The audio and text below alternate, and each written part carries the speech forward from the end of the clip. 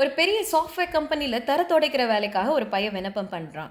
இவன் நல்லா வேலை பார்க்குறானான்னு செக் பண்ணுறதுக்காக ஆஃபீஸர்ஸ் வர சொல்கிறாங்க. இவனும் பண்ணி காட்டுறான். ரொம்ப சூப்பராக பண்ணி காட்டிடுறான். அவங்களுக்கு ரொம்ப பிடிச்சி போச்சு. சரிப்பா நீ நாளைக்கு இன்டர்வியூக்கு வந்துடுன்னு சொல்கிறாங்க. இன்டர்வியூ அட்டன் பண்ணுறான். ரொம்ப சக்ஸஸ்ஃபுல்லாக கம்ப்ளீட் பண்ணிடுறான். ஃபார்ம் ஃபில் பண்ணுற சமயத்தில் உனக்கு மெயில் ஐடி இருக்கான்னு சொல்லி கேட்குறாங்க. இவன்கிட்ட மெயில் ஐடி இல்லை. மெயில் ஐடினா என்ன சார் அப்படின்னு சொல்லி கேட்குறான். இவனுக்கு தான் படிக்க தெரியாது.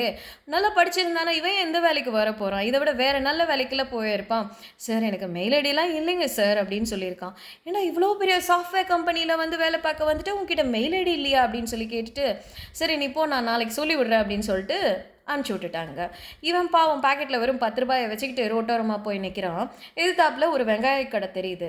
போய் வெங்காயத்தை வாங்கிட்டு ஒரு 10 ரூபாய் லாபத்துக்காக வெங்காயத்தை விற்கிறான். அந்த லாப காசை வச்சு மறுபடியும் வெங்காயம் வாங்குறான் விற்கிறான். இப்படியே வாங்க விற்க இருந்தவொடனே ஒரு கட்டத்தில் இவன் பெரிய வெங்காய கடை மார்க்கெட்டோட ஓனர் ஆயிடுறான்.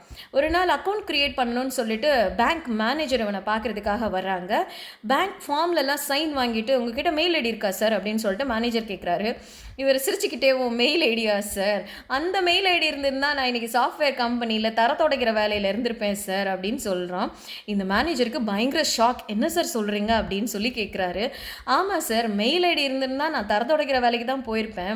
நான் ஒரு தொழிலாளியாக தான் இருந்திருப்பேன், ஒரு முதலாளியாக இருந்திருக்க மாட்டேன்.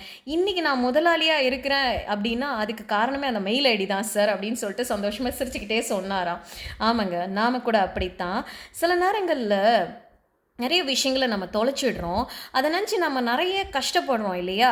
அப்படியெல்லாம் கஷ்டப்படாமல் நமக்கு கடவுள் ஒரு நல்ல திட்டத்தை வச்சுருக்கிறாரு அப்படின்னு சொல்லி யோசித்தோம் அப்படின்னா, இந்த வெங்காய கடை மார்க்கெட் ஓனர் மாதிரி நாம் தொழிலாளியாக இருக்க மாட்டோம். நம்ம நல்ல ஒரு முதலாளியாக இருப்போம். 4 பேருக்கு வேலை கொடுக்குற இடத்துல இருப்போம். நிச்சயமாக ஒரு நாள் உங்கள் வாழ்க்கையிலையும் நடக்கும் அப்படிங்கிறத நம்புங்க. தொழிலாளியாக இருக்காதீங்க, முதலாளியாக இருக்கிறதுக்கு எய்ம் பண்ணுங்கள். வாழ்த்துக்கள், நன்றிகள்.